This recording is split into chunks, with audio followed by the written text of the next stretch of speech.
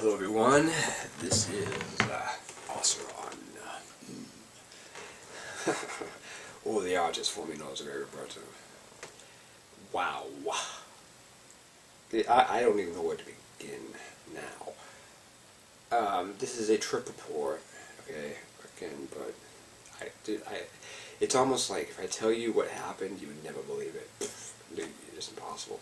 You would never believe it. The miracle of being, creation, what's possible.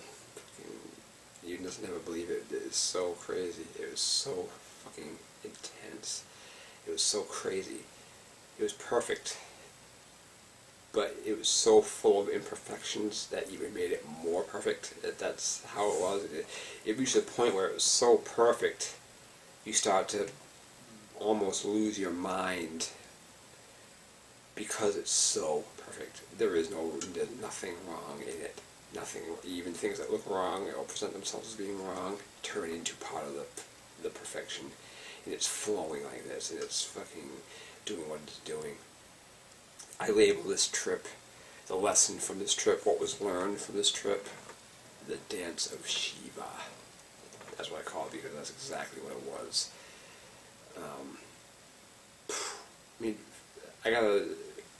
I added something else to this trip. For those of you who watch my videos, you may have noticed I've been focusing a lot of my videos have been about edible cannabis, and my experiences with that. Well, I did exactly that. I combined 3.5 grams of mushrooms with my usual weekly teaspoon of edible cannabis, and I combined them together. And that is the secret of the mystery in the Dance of Shiva right there. That is exactly, combining those two in that way. It's not like you're smoking. The edible experience is different than the smoking experience, and adding them together like that, my God, it is just beyond description. It is. Insanity becomes beautiful. Because there's nothing that you can't fail even if you try. That's kind of how it is, in a way. You can't fail even if you try, even if you want to. It reached a point where the things I did in my yard physically, with my body, on this glorious day, I have to add to, for those of you, I live in Rhode Island, so it's a gloriously fall day here. Every aspect of autumn that you could almost imagine. Crisp, clean, sunny, warm, but with a touch of coolness in the air. It's just amazing. And I spent most of the trip, well, then again, I'm still part of it now. I took them at exactly 10:21. Exactly. And so it's 5 o'clock, almost exactly now. So whatever that time is, in hours, 5, 6, 7, whatever it is.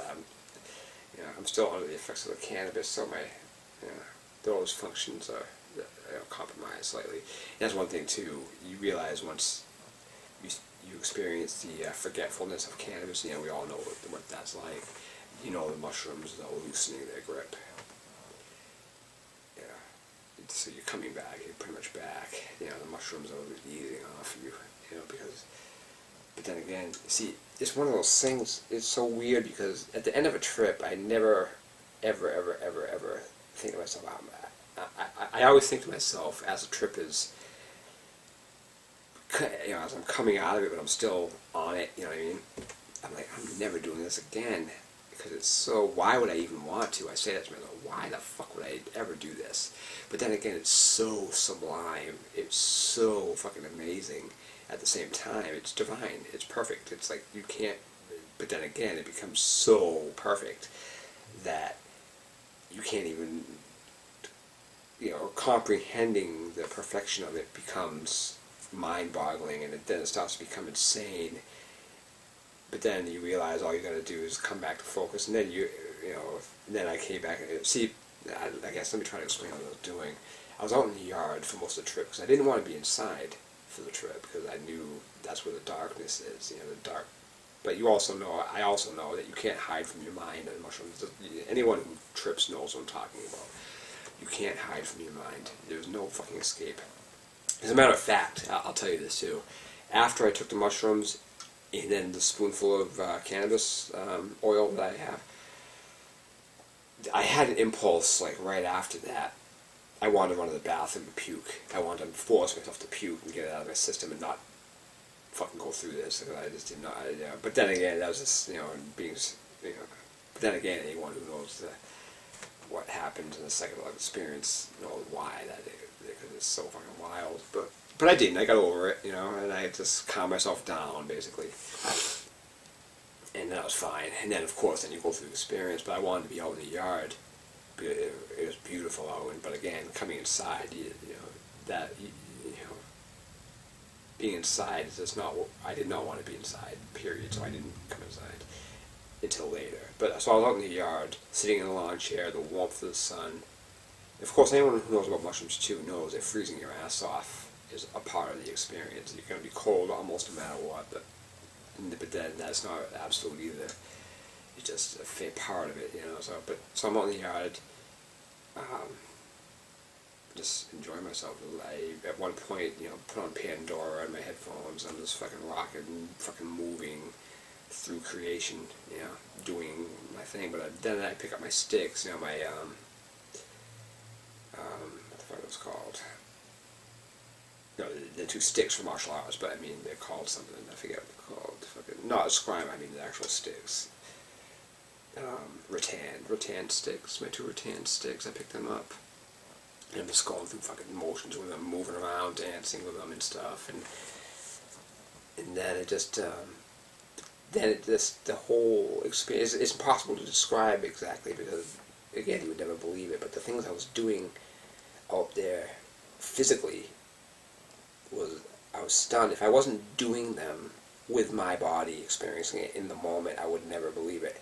And I would never, because it's beyond perfection. Even the mistakes I was making with the sticks were a part of it. Nothing could get you. Nothing. I mean, every fucking move I made with them was perfect. Even the fuck-ups. Dropping them, I mean, even like a misgrab, it's having it in my hand, the balance, it was ridiculously divine, it was ridiculously perfect, it was too much, and it was like, obviously it was awesome. I mean, that's why, that was the Dance of Shiva, because I was untouchable. Nothing could get you.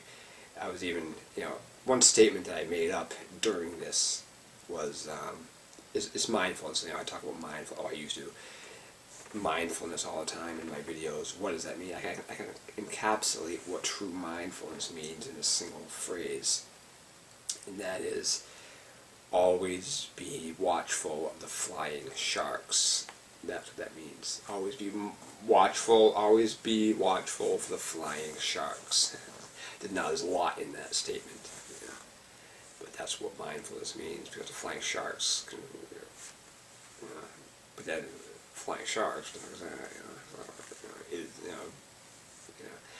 again, I'll let the statement speak for itself without unpacking it, because you can't unpack it, what that means. But always being watchful of the flying sharks is what that means, mindfulness. So I'm out there just going crazy with this fucking. I'm taunting the universe to fucking go ahead and fucking. Give me what you got. I'm taunting the universe here. Fucking, it's so arrogant, but it was so. But my moves in my body was flowing in perfection. It was fucking perfect. It was crazy. I wouldn't believe it. It could only be experienced by a person like me who has spent my whole adult life, using my body, trying to be as fit as I can. But swimming, running, martial arts, all of that. The things I was doing out there just came to a divine, fruitful perfection. Even my limitations, whatever injuries that I have or whatever it is, there was no imperfect at all. That's how perfect it was. Even mistakes, even faults, even everything was all a part of the divine perfection. And I was flowing out there for what seemed like hours, and it probably was. I mean, but it was just the intensity varying. These motions I was doing, the watchfulness, the this craziness, but then came a point where, you're going to get fucking tired. And I was exhausted because I was moving at the frenzy of the universe. The universe, which was me, was moving my body in a divine, there is no separation. I mean, God, Shiva, whatever the fuck it is moving your body, and it's you and your consciousness. You realize that you are fucking, you are mastering, you are your own creation, and you know it, and I knew it. That's the thing. I was in the yard, I knew I was the creation. I was creation, I knew it, and I was out there demonstrating it with flawlessness, But, when then it turned into fucking arrogance, and but then my body got tired, because of course, I was never, but it was almost like, well, no shit, you're tired. Look what the fuck you just did. Anybody who saw it would be like just stunned. Because I was stunned. I was doing things that were fucking insane. I can't believe I was doing them. But that I was doing them. It was glorious. It was beautiful, poetic, sexual, art, everything. It was just perfection, symmetry, aspects of geometry, balance, motion. Everything. It was consciousness, awareness, focus, everything. It was just all like vibrating perfectly. It was insanity. But then of course I got tired, so then I came in and I had to rest, and that's when you come in, because you have to rest, and then the trip starts showing you the lessons of compassion and what it really means to be arrogant. Not that I wasn't in a harmful way arrogant, but in a way that was just, I was taunting the universe.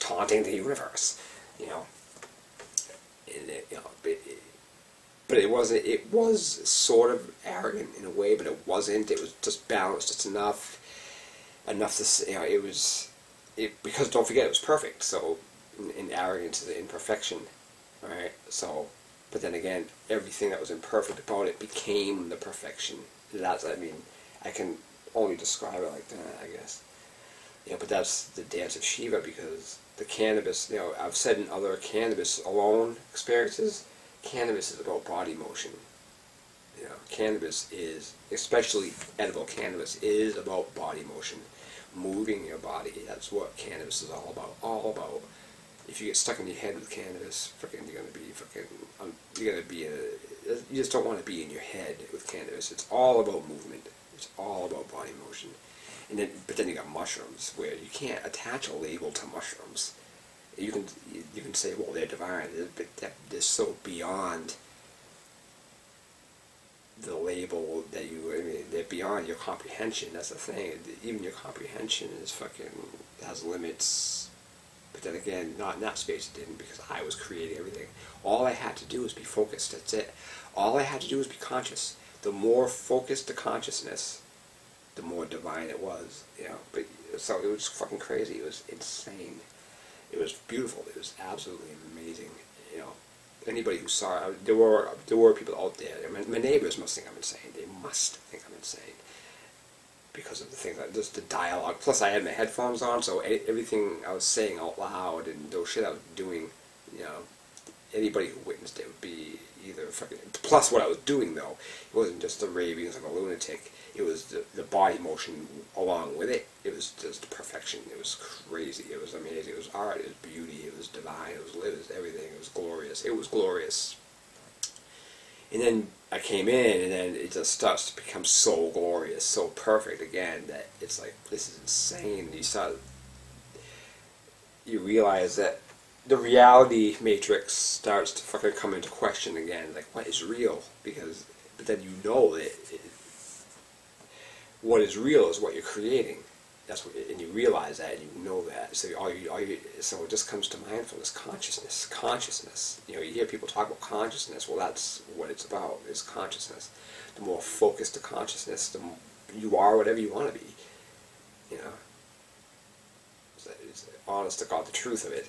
You are whatever you want to be. But then you start getting into fucking analytics and all the fractalizations of what that really means. But the perfection of it, when it's demonstrated, is divine. It's fucking divine. It's beyond words. It's just, you can't. The more you try to quantify it, you can't, because it's so fucking. I'm doing my best here, but it was glorious. It was absolutely fucking insane. Because all of them, everything's sexual. Fucking, and you even realize that, man. like, you know, you're having, basically, you're orgasming with your entire being. Fucking, I mean, and you realize the, you know, adding your fucking, you know, not to be overly graphic here, but your dick or whatever, your sexual fucking organs or whatever it is, into the mix is irrelevant. You don't even need to do that. You know what I mean? Not while you're on mushrooms, you don't. You know. You know, that's only something you need to do when you're not being influenced by the mushrooms, which is divine in itself. I mean, there's nothing wrong with that, but when the mushrooms are in charge, or whatever it is, that's alright. It just doesn't need to be done to experience sexuality, because everything is sexuality. You know what I mean? There is no distinction. There is no separation. There is no fucking... The only thing... But then again, it comes down to consciousness, which is, in this material world, is sexual. You know, the expression of our... it becomes insane. It's insane. And you know, being out there in the gloriousness. But then I came inside. I'm out there because I had to. I was tired, exhausted. And then in here, in this house, was silence. And then silence, you realize silence. Ooh, silence is scary. Silence is fucking really scary. It is. It's like, then it's because, you know, because that fucking silence, that silence is the thing that everybody is ultimately afraid of. You know, is the unknown, the silent non-being. You know, even, you know, if something bad happens to you, pain, whatever it is, or whatever it is, as long as you know consciously, and that's what it comes down to, consciousness, that you're alive, you know, there's different levels of fucking whatever it is, but then you witness the silence behind it. It's like, wow. And it's like, there's no hiding from that. But then again, it's like, but then as long as you're conscious, you know what I mean, and fully, you know, it just becomes this fucking dynamic of the Shiva Shakti, the Shiva Kali dynamic, you know, mindfulness. Losing your mind is possible, but as long as you can concentrate anytime you want. You know what I mean? It's only your ability to cope is basically what it comes down to. You know, and because that's what it's like. I mean, yes, I guess you can lose your mind and it starts to fucking pull apart and get crazy, but your consciousness doesn't change, regardless of what it is. The only thing that changes is your ability to cope and deal with it and relax into it. You know what I mean? And then, but then you realize relaxing is going closer to nothing. It's insane. It's insane. It's fucking wild. That's why when you read the works of, you know, Walter Russell, this is my first trip after experiencing Walter Russell. It's also my first mushroom trip since cannabis has been a part of it. Because I, you know, the cannabis thing is new, but last time I tripped, I hadn't used cannabis in years. I mean 6, 7, 10, well, God knows, many years. And even then, it would have just been like once, you know, like once, like here or there. So it was a long time. You know, so cannabis wasn't a part of my experience at all. But I've been since, you know, like the 4th of July weekend. I've been using, you know, cannabis has been a part of the game, you know, which is a beautiful part. But again, it comes to discipline, you know. Discipline and control, you know, make the man, you know, and because, you know, you start getting gluttonous, lazy, fucking complacent, fucking the flying sharks will get you, you know. Mindfulness is all about the flying sharks, you know. Yeah. So I guess I'm gonna wrap. I know there's gonna be tons more I gotta say, but then again, the best trip reports are usually multi-part videos. But I want to stop this one now.